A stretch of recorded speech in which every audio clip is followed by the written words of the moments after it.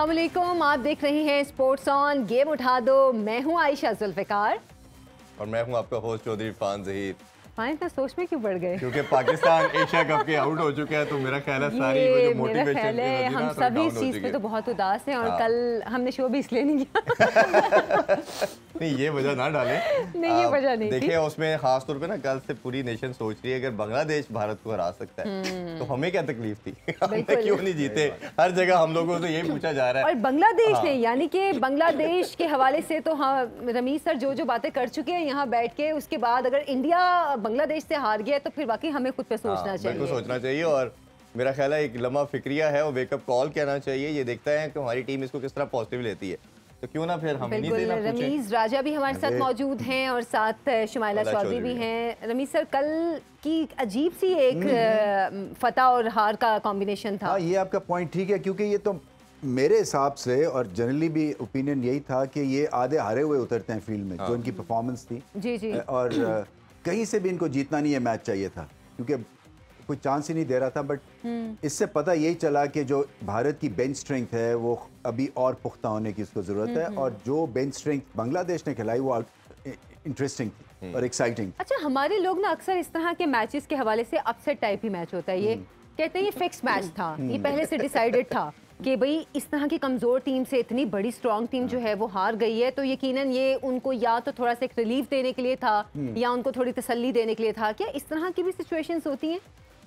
देखिए, आप गलत इंसान से ये सवाल कर रही हैं, क्योंकि मैं आपको इंटरेस्टिंग अपने नहीं, मैं आपको बताऊं, जब मैं कमेंट्री कर रहा था ना या होता हूं, तो मुझे कोई एक आधा व्हाट्सएप आ जाता है कि ये तो लग नहीं रहा ये फिक्स्ड है। तो मैं क्या कि अगर मैं इस अंदाज और या इस लिहाज से कमेंट्री करूं तो मैं उससे भी जाऊंगा, क्योंकि फिर मैं बाकी चीज़ें नोट कर रहा हूँ ना और गेम से मैं हट जाऊंगा।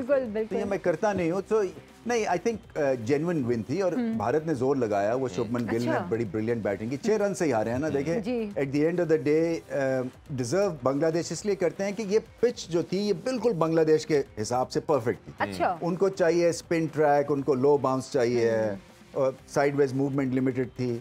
और एक और जैसे मैंने कल भी बात की थी कि शाकिब उल हसन या कोई भी बांग्लादेशी कप्तान है ना, वो स्पिनर्स को अच्छा मैनेज करता है, क्योंकि उनको आदत है हर वक्त वो ऐसी पिचेस पे खेलते हैं 3 स्पिनर्स के साथ। और स्पिनर्स ने बहुत अच्छी बॉलिंग की, क्योंकि ये इवन अगर उन्होंने 3-4 बेंच प्लेयर्स खिलाए भारत ने, बट इनकी जो बैटिंग की जो क्वालिटी है ना वो बहुत ही आउटस्टैंडिंग। मतलब जो प्रेशर बांग्लादेश को लेना चाहिए था वो पाकिस्तान ने ले लिया पहले ही। अच्छा, उसमें अगर हम सब रिकॉर्ड तोड़ दिए जी, उसमें हमने देखा कि 4 चेंजिंग की थी भारत ने, लेकिन पहले मैं भारत की बॉलिंग लाइन पे बात करना चाहूँगा। कल भी थोड़ी सी हमने डिस्कशन की।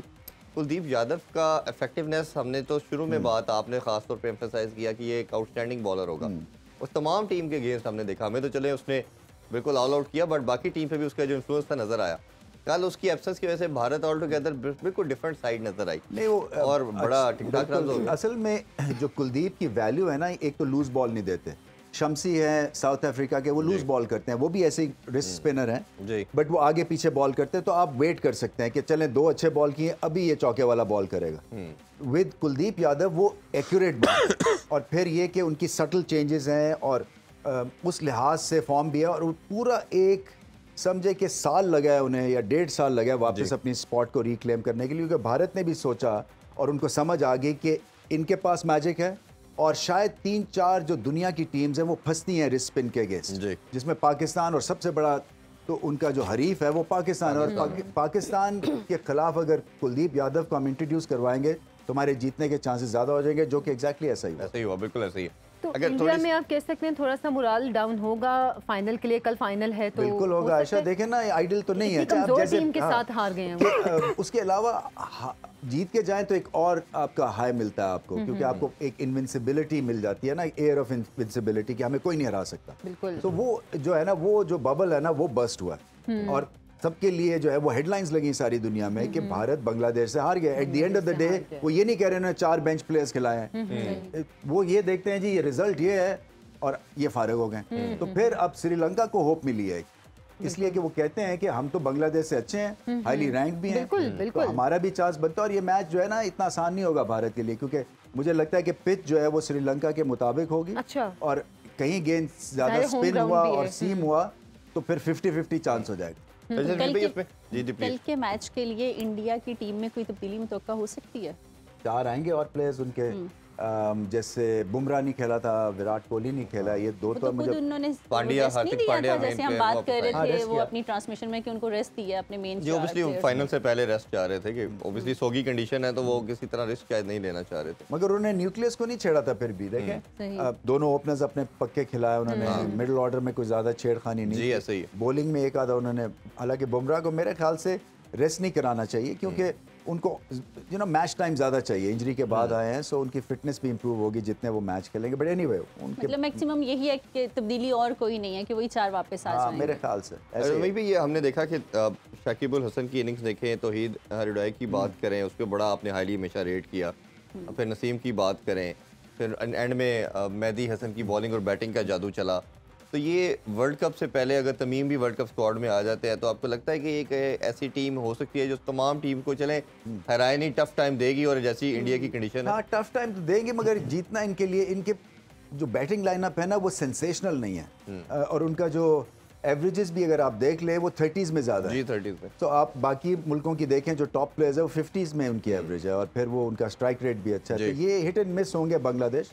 ऑन द डे पिच मिल गई ना, थोड़ी सी बारिश कहीं हो गई या किसी ऑब्सक्योर सेंटर में खेल रहे होंगे तो ये इनके जीतने के चांसेस अच्छे होंगे। बट इसी वर्ल्ड कप में हर कोई तैयारी करके आता है, वर्ल्ड कप में किश्तियां जला के आप जाते हैं कि और अपने आप को बैक करते हैं कि मैं बड़ी से बड़ी टीम से टक्कर लूंगा।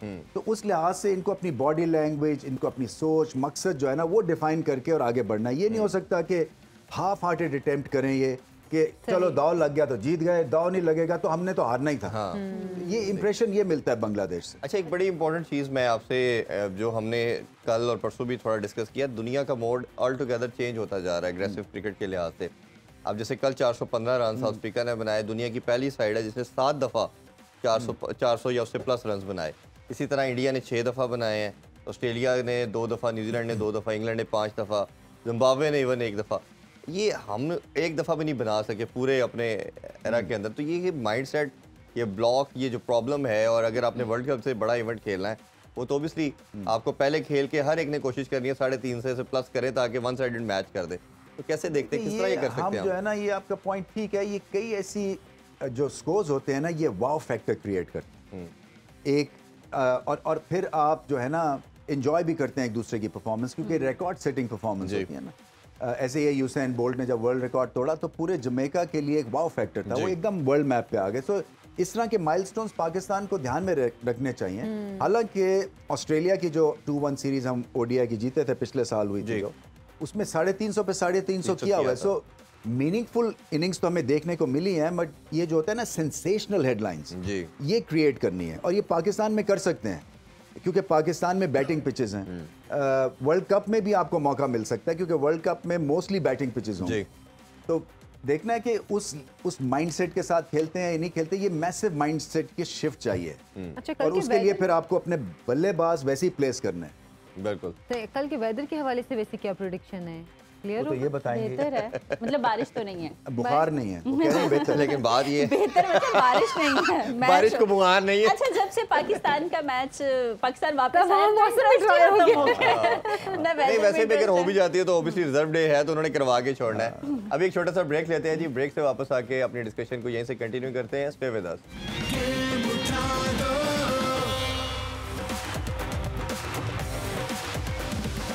Welcome back, sports on game उठा दो। तो जनाब कल आखिरी मैच है, फाइनल है एशिया कप का, और भारत के दरमियान और श्रीलंका के दरमियान ये मैच खेला जाएगा। तमीर सर, कैसे देख रहे हैं कल के होने वाले मैच को? जो कल गुजर चुके हैं उसके मैच पे तो हमने बड़ा तबसरा कर लिया कि बड़ी एक अपसेट सी शिकस्त थी इंडिया को।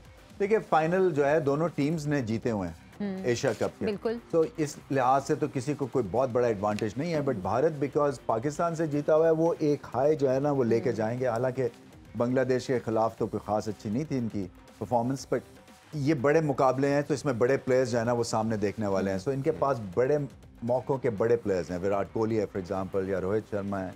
ये जो है ये चमकने वाले हैं सितारे, क्योंकि ये हेडलाइंस बटोरते हैं। जो ग्रेट प्लेयर्स होते हैं ना ये ऐसे मौके ढूंढते हैं कि जहाँ पे हम दुनिया को बता सकें कि वाकई हमारी वैल्यू है, और ये एक बहुत बड़ा पेडेस्टल। अच्छा रमीज भाई, उसमें ऑब्वियसली अब भारत के एक माइंड में ये जॉल्ट उसे कर सकती है, वो ये है कि हम 10 विकेटें हम एक दफ़ा पेस अटैक से आउट हुए, श्रीलंका के अगेंस्ट हम सारे स्पिनर से आउट हुए। श्रीलंका के माइंडसेट ओबियसली 100% यही होगा कि कहीं ना कहीं उनके क्रिएटर भी समझ रहे होंगे कि स्पिनिंग ट्रैक बनाना है और स्पिन पे फंसाना है इन्होंने, और बांग्लादेश ने भी सम हाउ वही चीज़ की। तो आप कैसे देखते हैं कि अब अगर ये स्पिनिंग ट्रैक बनता और भारतीय एक दफ़ा एक्सपोज हो चुकी है तो कितने चांसेस श्रीलंका के देखते हैं आप? देखिए इनकी स्ट्रेंथ जो है ना वो वेलेलागे हैं या तीक्ष्णा है, ये दो तो बहुत अच्छे इनके पास बॉलर्स हैं। एक जो तीसरा स्पिनर है ना इनका धनंजय, वो बॉलिंग ऑलराउंडर है, वो बैटिंग ऑलराउंडर है, बॉलिंग नहीं है। सो इनका वो वीक लिंक बन जाता है। तो जो प्रेशर ये दो क्रिएट करेंगे वो प्रेशर वहां से रिलीज भी हो सकता है क्योंकि वो बेसिक ऑफ स्पिन बॉलिंग करते हैं। तो या तो इनको एक रेगुलर श्रीलंका ने लास्ट मैच में बड़ी शानदार बॉलिंग की थी। मैं वही कह रहा हूँ, या तो पिच वैसी हो ना जहाँ पे एक नॉन रेगुलर भी जो है वो डिफिकल्ट हो जाए। बट अगर पिच डिफिकल्ट होगी तो फिर ये भी अपनी पूरी टीम के साथ उतरेंगे भारत, तो ये भी मुश्किल फिर पैदा करेंगे ना। कुलदीप यादव पर्टिकुलरली या जडेजा, वो उनकी रिस्ट स्ट्रांग है, उनका स्पिन शार्प होता है। तो उस लिहाज से मैं समझता हूं कि बॉलिंग अटैक जो है ना फिर भी बहुत अच्छा है श्रीलंका का, क्योंकि आप मत भूलें कि पतिराना हैं जो कि डेथ बॉलिंग भी अच्छी करते हैं और स्विंग बॉलिंग भी करते हैं। और अगर कहीं 2-3 विकेटें भारत की जल्दी गिर गई तो इनके भी मसले मसाइल कुछ मिडिल ऑर्डर में हल्के फुल्के पिछले मैच में बने हैं। जी। तो वो अगर शुभमन गिल की सेंचुरी आप निकाल दें तो फिर तो कुछ भी इतना कुछ खास था नहीं, वो इमारत उसी 100 पे खड़ी हुई थी। अच्छा, इनका पाकिस्तान का और भारत का अगर देखा जाए, जो हम अगर हिस्ट्री देखें और लास्ट मैच 7 ईयर की देख रहा था स्टैट्स भारत के, 2016 का सेमीफाइनल हारे, तो 2017 की चैंपियन ट्रॉफी हमसे फाइनल हारे, 2 टेस्ट चैंपियनशिप के फाइनल हारे, 2019 का सेमीफाइनल हारे। तो ये भी बड़े मैच के अंदर जब इनके ऊपर प्रेशर आता है या अटैक किया जाता है तो ये भी खड़े नहीं हो पाते। इनके प्रॉब्लम भी सेम हमारी तरह के हैं, बट ये कि थोड़े से कंसिस्टेंट हमसे बेहतर है क्योंकि बैटिंग इनकी स्ट्रांग है। तो आपको लगता नहीं कि अगर श्रीलंका ने जिस तरह लास्ट वर्ल्ड कप के एशिया कप के फाइनल में रजपक्सा की और सरंगा की एक पार्टनरशिप हमसे मैच दूर ले गई, उन्होंने अगर इसी चीज़ को कंसिडरेशन में रखते हुए अटैक किया तो भारत ज़रूर गिरेगा। देखिए हसरंगा की आपने बात की, वो नहीं अवेलेबल, और अगर वो होते तो फिर बैलेंस टिल्ट कर सकता था क्योंकि वो 3-in-1 बिल्कुल ऐसे ही 3 डायमेंशनल क्रिकेटर बन चुके हैं। सही पॉइंट है आपका, इसलिए कि ये भी सकम कर सकते हैं टू प्रेशर, और ये भी डिपेंडेंट है ऑन द ब्रिलियंस ऑफ 2 और 3 जी। बॉलिंग जो है इनकी वो ठीक है, वो स्टेडी है, यानी कि गेंद को स्विंग करेंगे, बुमराह जो है वो आके आउट करेंगे, और अगर कहीं इनका ओपनिंग पार्टनरशिप चल जाती है श्रीलंका की तो फिर इनको मैसिव एडवांटेज हो जाएगा। तो इनको भी वही करना है जो पाकिस्तान करता है, विकेट्स इन हैंड एंड तक लेके जाएं और फिर हमला करें लास्ट के 15 ओवर्स में। अगर विकेट्स गिरती नहीं, जो कि भारत के पास एडवांटेज मिडिल ऑर्डर की बॉलिंग है, कुलदीप यादव हैं जो विकेटें लेते हैं, और प्रेशर अगर बुमराह एंड कंपनी, शामी ने पिछले मैच में बहुत अच्छी बॉलिंग की, तो ये फिर मुश्किल हो जाएगा श्रीलंका के लिए। इनको अपनी कहानी और अपनी strategy according to the opposition बनानी है, और वो यही है विकेट्स इन हैंड समहाउ। अच्छा, पहले आप बात कर रहे थे जब पाकिस्तान एशिया कप में जब तक था कि पाकिस्तानी प्लेयर्स को आगे आके खेलने की अभी ज़रूरत है, मज़ीद इनको पॉलिश होने की ज़रूरत है। अभी आप जैसे कि बात कर रहे थे कि इंडिया के पास ऐसे प्लेयर्स हैं जो ऐसे मौक़ों की तलाश में होते हैं जो हेडलाइंस बना सकें। तो आपके ख्याल में कि इंडिया को इसी कॉम्बिनेशन के साथ अगर वर्ल्ड कप तक जाते हैं, क्योंकि हमने पाकिस्तान की बात की कि पाकिस्तान में अब चेंजेस होंगे, तो क्या इंडिया इसी कॉम्बिनेशन के साथ, इसी टीम के साथ वर्ल्ड कप में जाता है तो क्या उनकी बेस्ट टीम हम कहेंगे? ये मतलब ये उतनी स्ट्रॉन्ग टीम नहीं है जितनी कि प्रीवियस वर्ल्ड कप में होती थी, इसलिए कि देखें ना रोहित शर्मा की फॉर्म और उनकी जो एक एजिंग सुपरस्टार है वो, बिल्कुल विराट कोहली के ऊपर बहुत प्रेशर होगा, वो कब तक सस्टेन कर सकते हैं। देखिए उनके फेलियर से क्या इम्पैक्ट होगा, और वो फेल हो रहे हैं। ऐसा नहीं है कि हर मैच में आपको तबाहकुन बैटिंग कर रहे हैं। बिल्कुल 32-33 साल की उम्र है उनकी भी, तो वो भी मतलब मेरा टारगेट किया जा सकता है क्योंकि सारी तवज्जो उन पे चली जाती है, तो उनके ऊपर जोर ज़्यादा लगता है। ऐसे ही है जैसे टेल एंडर जब आता है तो फास्ट बॉलर को एक रेड फ्लैग दिखने को मिल जाता है ना, तो उसको पता है कि ये वॉकिंग विकेट है, ये मैं विकेट ले लूँ। तो इसी तरह से विराट के ऊपर भी बहुत हमला होता है। तो ये 2-1 है, अगर टॉप ऑर्डर के 2-3 अगर जल्दी बल्लेबाज गिर जाते हैं तो इनके वर्ल्ड कप में भी प्रेशर इनका क्रिएट हो जाएगा, क्योंकि ये संभाला देते हैं। मगर ये इनकी बेस्ट टीम है क्योंकि बुमराह फिट हो गए हैं, कुलदीप वापस आ गए हैं, वो बाहर नहीं होंगे, शामी को ये लेके खेलते हैं, और इसी तरह से सिराज जो है वो वैल्यूबल एडिशन है। स्पिन इनकी इसी तरह से अक्षर पटेल है जो लेफ्ट आर्म स्पिन है और हिटिंग कर लेते हैं। तो इनके बॉक्सेस तो टिक हो रहे हैं। भारतीय कंडीशंस को सामने रखते हुए ये बुरा कॉम्बिनेशन नहीं है। आगे जाएंगे, आई थिंक सेमीफाइनल तो भारत खेले ही खेलेगा। तो मुझे ऐसा लगता है कि शायद फाइनल भी खेलें और फाइनल जीत भी सकते हैं। अच्छा, क्योंकि इंडिया में देखें ना, एक तो होम कंडीशंस, फिर इनको पता है कि घर में हो रहा है। लास्ट टाइम जब घर में वर्ल्ड कप हुआ था तो ये वर्ल्ड कप जीत गए थे, बिल्कुल। और तो ये एक इनको मिलता रहता है एक तरह से ना कंट्रोवर्सी एक में। प्लस पॉइंट इनके पास हाँ ये नहीं, है। मगर इन पे जो एक डिबेट होती है वो यही कि आप बड़े मुकाबले में, जैसे इरफान कह रहे थे कि आपके हाथ पांव फूल जाते हैं, तो आप घर में खेल रहे हैं, देखें कि ये प्रेशर ज्यादा उसमें उसको लेते हैं या कम लेते हैं। बिल्कुल ये जरूरी है क्योंकि घर में अक्सर प्रेशर ज्यादा आ वही जाता है। एक्सपेक्टेशंस बढ़ जाती है ना कि आपको हारना है, तो कोई सोच ही नहीं सकता है भारत में कि भारतीय टीम हारेगी। ऐसे ही जी, आप कुछ पूछ। मैं ये पूछ रही थी कि जो महेश की इंजरी है श्रीलंका को, उसका कितना नुकसान हो सकता है कल के मैच के लिए? उनका हैमस्ट्रिंग थोड़ा सा खिंचा था डाइव मारते हुए, सो मेरे मेरा ख्याल से भी खिंच गया खेलेंगे। था। हाँ आपने भी नसीम- बहुत बड़ी डाइव मारी हाँ, थी। ये भी नसीम शाह बनी मैं भी है। डाइव मार के निकली ये भी कोशिश कर रही है बड़ी बड़ी डाइव पोछे वाले मारने के की। सामने डाइव मार रही थी। मैंने स्टूडियो के बाहर डाइव मारी थी क्योंकि और ये उसके पहुंची बाद हुई खातून है। सर इसकी इंजरी के बारे में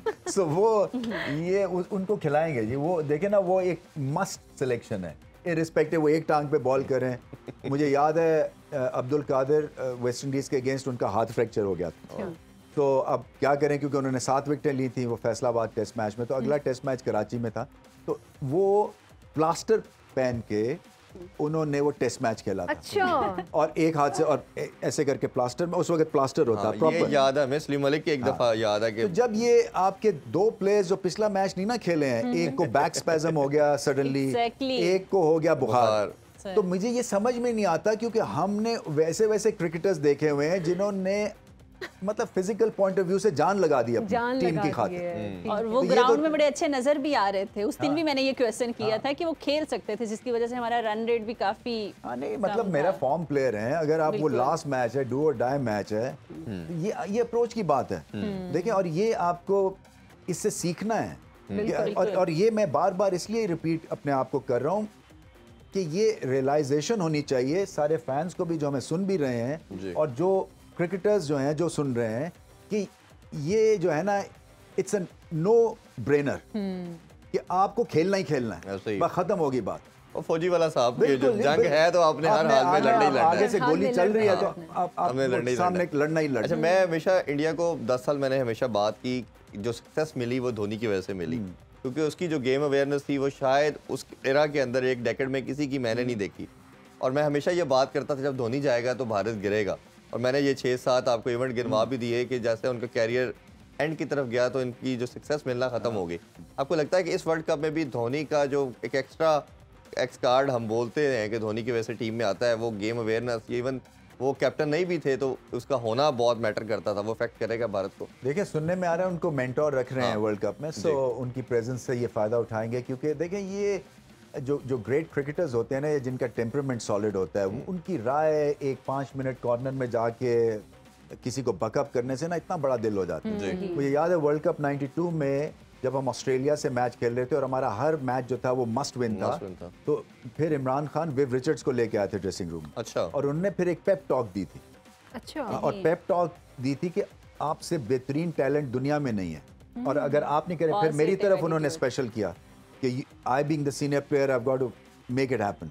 फिर उन्होंने सलीम मलिक को इशारा किया, सीनियर प्लेयर्स को उन्होंने कहा कि नहीं, आपकी रिस्पॉन्सिबिलिटी है कि पाकिस्तान। तो ये और मुझे अभी तक याद है वो, इसलिए कि उससे बड़ा फर्क पड़ता है कि आपका कि दुनिया का ग्रेटेस्ट बैट्समैन आके आपको कह रहा है कि यू आर द बेस्ट। तो ये धोनी से भी ये एडवांटेज लेंगे ऐसे कि उसकी प्रेजेंस से जो है ना, वो जहाँ पे थोड़े से कॉबवेब्स जहन में रह जाते हैं या हेजिटेशन सिस्टम में डेवलप हो जाती है, वो क्लैरिटी देंगे। जी बिल्कुल ऐसे ही है। तो अभी ये हमारी अगर टीम के हवाले से भी थोड़ी बात कर ले, कैसे देखते हैं ये? कुछ लोगों का ये मानना भी है, मैं भी उसमें शामिल हूँ, कि ये एक वेकअप बड़ी कॉल, जल्दी चीजें मान जाते हैं। हाँ मान जाता है, मानना पड़ेगी जिस तरह बनवाया गया कि हमें कुछ चेंजिंग फोर्स अब करनी पड़ेगी। जिस तरह बाबर रिलेक्टेंट थे, कुछ करने के लिहाज से नहीं थी, तब जो चीफ सेलेक्टर इंजमामुल हक या पीसीबी अब सोचेगा कुछ मस्ट रिक्वायर्ड है, जिसमें हमने इमाद की बात की। शायद कहीं ना कहीं लगता है कि फ़हीम अशरफ, और अगर हम वसीम जूनियर को देखें तो किसी एक को तो आप ड्रॉप करना ही पड़ेगा आपको, और शायद आपको एडिशनल एक पेस बॉलर भी डालना पड़े, चाहे जमान की सूरत में डालें या आप हसन अली की सूरत में डालें। तो ये, या बैटिंग के अंदर भी हमें ये 2 लड़कों को बाहर बिठाई रखा, अब आपको लगेगा कहीं ना कहीं कि हमें ये प्लेइंग 11 का पार्ट बनेंगे, तो इनको कैसे देखते हैं आप? देखिए, जमान को पिक करना चाहिए। अगर आपने उनको एशिया कप के सबसे इम्पोर्टेंट मैच में लास्ट ओवर करवाया, तो इसका मतलब है आपको उनकी वैल्यू का आइडिया है, और स्ट्रेट अवे आप समझते हैं कि ये डिलीवर कर सकते हैं एक प्रेशर मोमेंट पे, तो फिर तो उनकी सिलेक्शन शुरू से होनी चाहिए थी। और अब वर्ल्ड कप में लेके जा रहे हैं और आप समझते हैं कि ये डेथ ओवर्स में, क्योंकि वहाँ पे धुनाई होनी है उन पिचेस पे, तो हमें कोई चाहिए ऐसा बॉलर जो कि रन्स रोक सके जी। तो इनकी सिलेक्शन जो है ना मेरे ख्याल से बनती है। इसी तरह से साइम अयूब की selection out of the box आपको सोचना है। 50 मारी हाँ, और नहीं फिर ये है कि मेरी किताब में ये पता नहीं बाकी को इसके ऊपर उनका क्या टेक है, ये समझ नहीं आती है। फॉर्म को आप सल्यूट करते हैं। यस, फॉर्म जो है ना वो डिटरमिन करती है कि आप मैच जीतेंगे या हारेंगे। तो आपने देख लिया फखर जमान की फॉर्म नहीं थी, क्या हाल हुआ, बिल्कुल एक सारे आपकी बैटिंग ऑर्डर में ना हेजिटेंसी आ गई, क्योंकि वो वेट कर रहे थे ये अभी आउट हुआ कि अभी आउट हुआ कि अभी आउट हुआ, तो 3 नंबर वाला पैड तो चौथा नंबर वाला भी तैयार हो रहा है। तो मतलब मेरा ये ठीक नहीं होते, सिग्नल्स जो है ना वो पॉजिटिव नहीं आते हैं।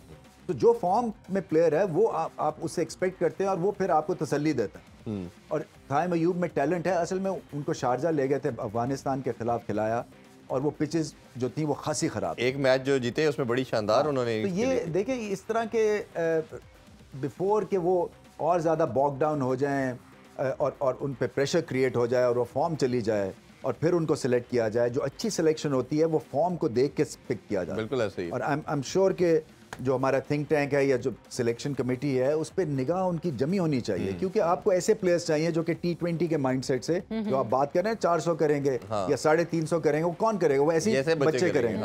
अच्छा, ज़मान खान के हवाले से आप क्या देखते हैं? क्या ज़मान खान को वर्ल्ड कप की टीम में शामिल करना चाहिए? जो अभी डेब्यू था उनका एशिया कप में, लेकिन अगर वर्ल्ड कप में जाते हैं तो ये एक और बड़ा इवेंट, उनका पहला इवेंट होगा। नहीं करना चाहिए, मैंने यही बात की कि उनको रखना चाहिए, इसलिए कि अगर वो स्लोअर बॉल और यॉर्कर्स और आपके रन्स बचाते हैं तो फिर उसमें जो है फ़ायदा है आपको। किसको सेक्रीफाइस करेंगे? ऐसे बॉलर को जो थोड़ी बैटिंग थोड़ी बॉलिंग कर लेता है, या ऐसे बॉलर को जो रिवर्स स्विंग करते हैं और जिनकी पेस ज़्यादा है।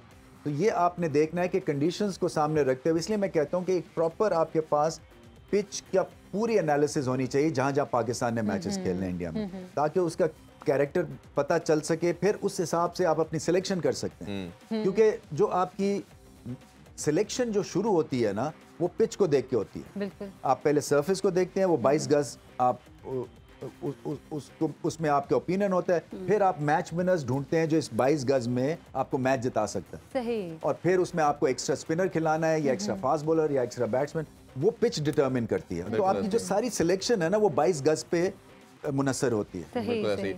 अच्छा, थोड़ा सा अगर मजीद देखें तो हम देख रहे हैं कि हमारा जो ओपनिंग का इशू आया, अब्दुल्ला शफीक फॉर्म में थे, आते साथ उस लड़के ने बताया कि वो टेक्निकली साउंड है और बहुत खूबसूरत इनिंग्स खेली। अगर फ़खर फॉर्म में नहीं है और मेरा ख्याल है कि फ़खर को लेके तो ज़रूर जाएंगे, आप क्या समझते हैं कि इस तरह का टेक्निकल साउंड प्लेयर अगर इमाम भी है और इसके साथ जाए और यही हमारे दोनों ओपनर अगर रहते हैं पूरे वर्ल्ड कप के अंदर, तो ये क्या बेहतर ऑप्शन नहीं हो सकती? देखिए वही बात है, फॉर्म है ना तो आप ज़रूर खिलाएं। और अगर आपने पिछले मैच में भी फ़खर जमान को खिलाना था तो मिडिल ऑर्डर में खिलाते, जैसे T20 में खिलाया नंबर 6 के ऊपर। स्लॉगिंग वो करे जहाँ पे गेंद स्विंग नहीं हो रहा, स्पिनर्स के गेंद शायद लग जाते। तो ये भी गलत था उनकी पोजीशन को ना हिलाना, क्योंकि पता है आपको कि स्विंग के ऊपर उनका पॉइंट नहीं चल रहे हैं। सो ये अब्दुल्ला जो है ना ये आपको स्टेबिलिटी देते हैं, आपको पेस शायद उस हिसाब से नहीं देते जैसे मॉडर्न ओपनर्स देते हैं बाकी कंट्रीज के, मगर आपको इस बैटिंग ऑर्डर में आपको स्टेबिलिटी भी चाहिए। इमामुल हक भी वो देते हैं। इमामुल हक जो है वो खेलते हैं जैसे वो खेलते हैं। मेरे ख्याल से अब्दुल्ला की इंक्लूजन जो है ना इन द प्लेइंग 11 बेनिफिट करेगी पाकिस्तान। बिल्कुल ठीक है। और दूसरा जी मैं ये पूछना चाह रही थी कि अभी आप बात कर रहे थे पिच की, विकेट की, तो जैसे जैसे एशिया कप आगे बढ़ता गया है हम देख रहे हैं कि क्या विकेट का बिहेवियर चेंज होता है और वो आसान होती जा रही है खेलने के लिए, बैटिंग के लिए स्पेशली? शमाइला ये देखें, ये जो पिच है ना, ये जो पूरा स्क्वायर था ना वो उन्होंने दोबारा से रीले किया, यानी कि उसकी जो टॉप थी ना उसको खोद के और नई मिट्टी पड़ी थी। तो ये टाइम देती हैं पिचेस जो है ना, ये 6 से 8 महीने 1 साल लेती हैं फर्म अप होने में। तो उसमें जो वेयर एंड टेयर है ना, जैसे जीरा प्लस की मैंने आपको एग्जांपल दी थी वो जो है ना उसमें थोड़े थोड़े इस तरह से ना दानेदार हो जाती है वो, तो जिसकी वजह से गेंद फंसता है, रुकता है, आप बैट जल्दी आपका कभी चला जाता है, कभी हिट मारने जाते हैं, टॉप एज लग जाती है, क्योंकि उस स्पीड या उस हाइट से बॉल नहीं आता जैसे आप एक्सपेक्ट कर रहे होते हैं। तो ये जो पिचेस है ना ये परफेक्ट पिचेस नहीं होंगी, इसमें कसर रहेगी, आपको एडजस्ट करना है और बड़े प्लेयर्स एडजस्ट करते हैं। ये कोई बहाना नहीं है कि जी पिच मुश्किल थी तो इसलिए हम मैच हार गए, क्योंकि वो दोनों के लिए है। ऐसे ही है। और ये अनफॉर्चुनेटली अगर हम देखें रमीज भाई, बाबर का और रिजवान भी समहाउ कहीं ना कहीं वो फंस जाते हैं। हमारे जो बैटिंग स्टाइल सूट करता है तमाम बैटर्स को, अब्दुल्ला शफीक या सऊद शकील को अगर निकाल दें, चाहे टेस्ट सीरीज देखें, जहाँ विकेट थोड़ी फंसती है ये स्ट्रगल करते हैं, जहाँ सीधी विकेट होती है ये सब रन करते हैं। तो इसको कैसे कोप अप करना चाहिए, क्या स्ट्रेटजी होनी चाहिए? ओबियसली लड़के तो यही है हमारे पास। और दूसरा ये इसी का क्वेश्चन का पार्ट, क्या हमें तैयब ताहिर को भी कहीं हमें मिडिल ऑर्डर के अंदर एक दो किसी ऐसी टीम अपोजिशन जहाँ आपको लगता है कि चलें आप स्टेट में बड़े मैच में नहीं डालें इंडिया के खिलाफ, तो तो हल्का टीम आती है तो चांस देना चाहिए? देखिए स्किल्स की पहले बात कर लें, स्किल्स के ऊपर बहुत काम करना है पाकिस्तान को। हम इनकी बेइंतहा तारीफ़ें करते हैं, मगर साथ साथ ये भी इनको रियलाइज़ करना है कि दूसरे इनसे आगे निकल रहे हैं और आपने स्टैंडर्ड सेट करना है वर्ल्ड क्लास, तभी आप एक ग्रेट टीम बनेंगे। ये नहीं है कि सर्टन कंडीशंस के आप स्टार्स हैं, आप दुनिया के मैप के ऊपर जाते हैं, आपको हर चीज़ से मुकाबला करना है, चाहे वो पिच कंडीशंस हैं, चाहे ऑपोजिशन है, तेज़ बॉलिंग है, स्पिन बॉलिंग है, क्राफ्ट है, मिस्ट्री है, इन सब के खिलाफ आपके पास जवाब होने चाहिए, तभी आपको ग्रेटनेस अचीव करेगी। और सबको ये एस्पायर करना चाहिए। ये बाकी टोकन चीज़ें हैं कि आईसीसी रैंकिंग में नंबर 1 आप हो गए हैं, मगर नंबर 1 हुए हैं तो किन के खिलाफ स्कोर किया है, और बड़ी टीम्स आती है तो फिर उसके खिलाफ आप क्या करते हैं? तो रेटिंग तो ये, फिर एंटरटेनमेंट पॉइंट ऑफ व्यू से मैं तो ये कहता हूँ कि रैंकिंग्स में एंटरटेनमेंट के नंबर होने चाहिए, क्योंकि हम सब क्रिकेट देखते हैं इसकी एंटरटेनमेंट की वजह से, चौके छक्के, स्ट्राइक रेट, आजकल ये इंपॉर्टेंट चीज़ है। एक बड़ा इंपॉर्टेंट क्वेश्चन माइंड में मेरा आया, अब मैं हमेशा तैयब को खिलाना चाहिए, 2 प्रैक्टिस मैच हैं। हाँ बिल्कुल, और before the world cup in 2 practice match में एक जरूर इनको खिलाना चाहिए। मैं अपने प्लेयरों से भी जब बात हुई, और मैंने लास्ट जब हमारी टीम इससे पहले भी थी, मैंने काफ़ी इस पे शोज़ भी किए, बात भी की, सिकलैन भाई से भी बात हुई कि आप रैंकिंग की बात करते हैं टीम की, बेन स्टोक आपको टॉप 10 में नज़र नहीं आएगा, 5वें 7वें 8वें पे नज़र आएगा, आपको बटलर नज़र नहीं आएगा, आपको वार्नर नज़र नहीं आएगा, बट जब खड़े होते हैं तो मैच विनिंग इनिंग्स खेलते हैं, टीम को जिताते हैं। आप इसी को रोते रहते हैं जी हम नंबर 1 है, नंबर 2 है, स्ट्राइक रेट देखें, क्या T20 के अंदर आप हार रहे हैं, आप रैंकिंग को क्या करना आपने? तो ये जो माइंड सेट, इसको कैसे चेंज कर सकते हैं? कौन आके इनको समझाएगा कि भाई हमने 70 बॉलों पे 60 करके कौन से मार्का मार दिया? और क्या आईसीसी को भी इसको देखना चाहिए कि जब रेटिंग पॉइंट्स देती है किसी प्लेयर को नंबर 1 और 2 बनाने में, तो उसकी मैच विनिंग इनिंग्स ज़्यादा बेहतर हो जाए? कि मैंने जितनी भी रिसर्च की है वो ये है कि वो रन्स को वैल्यू करते हैं, किस पोजीशन पे आके क्या किया वो इसको नहीं देखते, तो कहीं वैल्यू मेरे ख्याल से देखते हैं Irfan. I think test cricket में तो डेफिनेटली देखते हैं। मुझे नहीं पैमाना क्या है, हाँ, वो T20 ओडीआई में नहीं देखते, वो रन्स को देखते हैं। तो इसमें एंटरटेनमेंट को देखना चाहिए, इसलिए कि एंटरटेनमेंट की वजह से स्पॉन्सर्स आते हैं, एंटरटेनमेंट की वजह से टीमें जो हैं वो देखी जाती हैं। देखिए ना, इतनी क्रिकेट हो रही है, आप किसके लिए रुकेंगे? आप टीम पाकिस्तान को देखेंगे फास्ट बॉलिंग की वजह से, इंडियन को देखेंगे बैटिंग की वजह से, इंग्लैंड को देखेंगे बेसबॉल की वजह से, ऑस्ट्रेलिया को देखेंगे फील्डिंग, एनर्जी, सब चीज़ों की वजह से, श्रीलंका को देखेंगे हसरंगा, मैजिक है, हर एक का यूएसपी है हर टीम के पास। तो पाकिस्तान का यही मैंने बात जब मैं करता हूँ ना कि नंबर 1 होना बहुत अच्छी बात है, but try to be the greatest number 1। तो जब आप ग्रेटेस्ट नंबर 1 की तरफ आपकी तवज्जो जाएगी ना, तब आपको आइडिया होगा कि ये जो चीज़ें हम बात कर रहे हैं, entertainment, scoring rate, great fielding, catches, yorker, slow balls, excitement, ये सारी चीज़ें उसमें आती हैं ग्रेटेस्ट नंबर 1 बनने में। और timely performance against great side. देखिए ना, आपने हेडलाइंस, आपका जो लेफ्ट हैंडर था ब्रायन लारा जी, उसने सारी अपने करियर की हेडलाइंस बनाई शेन वॉर्न को फड़का के, ऐसे ही मिगराज को मार के। तो इसलिए कि उसको पता था ये बड़े 2 जीनियस हैं, इनके खिलाफ मैंने 200 किया, सारी दुनिया जो है वो मेरी फैन हो जाएगी। और उसके मौका था, उसने मौके पे ऊपर चौके छक्के मारे। तो पाकिस्तान को भी ये सोचना ना, ये इंडिया का मैच जो है ना, ये हेडलाइंस बनाने वाला है। ये देखें ना, जो हमारा मूड ऑफ इन्होंने कर दिया, उसके भी तो इनको माइनस पॉइंट्स होने चाहिए। जब से मूड ऑफ हुए कुछ समझ नहीं आ रही। अच्छा भी एक बड़ी, जैसे आपने कहा कि टेक्निक पे काम करना है, इससे आपसे बेहतर कोई नहीं बता सकता। आप क्रिकेटर भी रहे हैं और ओबियसली चेयरमैन भी रहे, और जिस तरह कमेंट्री करते हैं सब कुछ एनालाइज कर रहे होते हैं। कोचिंग मैं क्योंकि थोड़ा खुद भी खेला हूँ, तो ये तो होती है 18-19 साल तक, उसके बाद आप पत्थर हो जाते हैं। वट्टा होने के बाद आपको किसने क्या सिखाना है, मतलब ओबियसली। अब ये जो 28, 27, 30, 32 के लड़के हैं, ये किस तरह अपने आप को ऑल्टर करेंगे, किस तरह मनूवर करके नई चीजें लेके आएंगे, इसका कुछ सोल्यूशन? देखिए ये इरफान, ये गेम प्लान इनको डिफाइन करके देना और क्लैरिटी देनी है, इनके रोल्स डिफाइंड होने चाहिए। क्योंकि देखें ना, अगर मुझे पता नहीं है कि मैंने यहाँ पे एज एन एक्सपर्ट बैठना है या एज एन एंकर बैठना है तो मेरा कंफ्यूजन होगा। तो रोल डिफाइन हुए हैं, आपने सवाल करना है, मैंने जवाब देने हैं, इन्होंने मौसम का हाल बताना है, नहीं मैंने सवाल भी करने हैं। सवाल भी करने हैं, ये एक्स्ट्रा एडिशन हुआ है। तो ये देखें ना, तो क्लैरिटी ऑफ रोल्स है। तो इसी तरह से प्लेयर्स को भी जब तक रोल्स की क्लैरिटी नहीं होगी वो कंफ्यूज रहेंगे, तो उनको बिल्कुल, और इसमें उनकी हेल्प कर सकते हैं ये थिंक टैंक। अब बल्ला यहाँ से किसी का, अब देखें ना, मैं बार बार यही कह रहा हूँ, पहले से भी बात हमने की थी कि अगर कोचिंग इतनी ग्रेट होती तो अभी तक फखर जमान जो है वो 100 नंबर से पास हो जाते, वो अभी भी 33 से भी नीचे आ रहे हैं। तो उनकी कंपार्टमेंट पे कंपार्टमेंट आ रही है। तो ये जो है ना, ये एक बहुत ही ज़्यादा एक स्टेटस, हम इतना ज़्यादा उसका एग्जॉल्टेड स्टेटस बना देते हैं कोचिंग का कि हम समझते हैं कि जी ये आ गए हैं, जादू की छड़ी मारेंगे डम करके, और ये प्लेयर जो है ना ये विव रिचर्ड्स बन जाएगा। ऐसा नहीं हो सकता। एक लेजेंड्स के ऊपर भी इशू आता है ना, हमारे जितने 90s के हैं उसके बाद है, हर बंदा, मैं गिनती पे नाम लेना शुरू करूँगा तो आपके सामने लिस्ट आ जाएगी, सब बड़ी टीम को, मेन टीम हमारी जो पाकिस्तान की टीम है उसको कोचिंग करना चाहता है।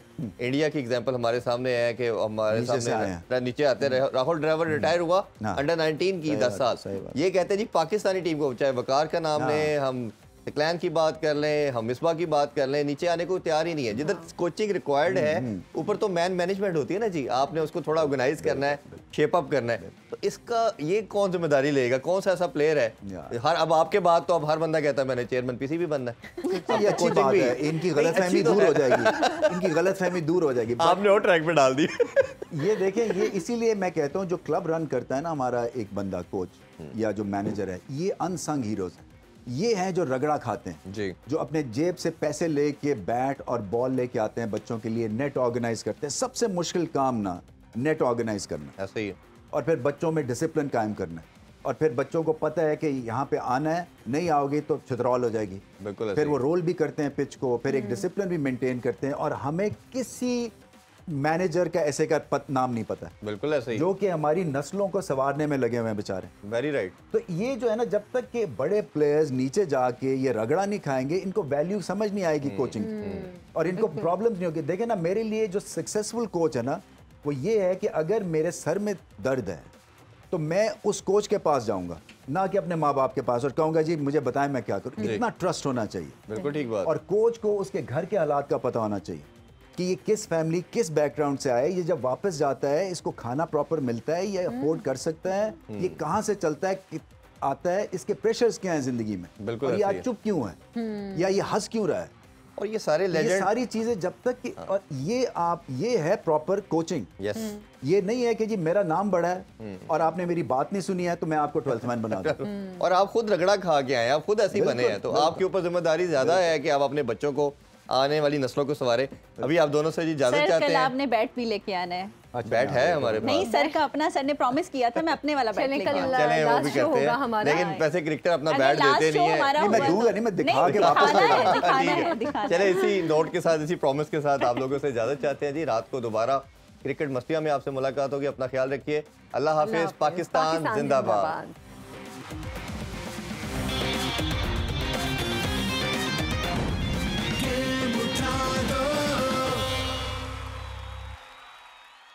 खेलों से रिलेटेड तमाम अहम खबरें और अपडेट जानने के लिए सुनो न्यूज़ के YouTube चैनल को भी सब्सक्राइब करें और बेल आइकन को क्लिक करना मत भूलिएगा।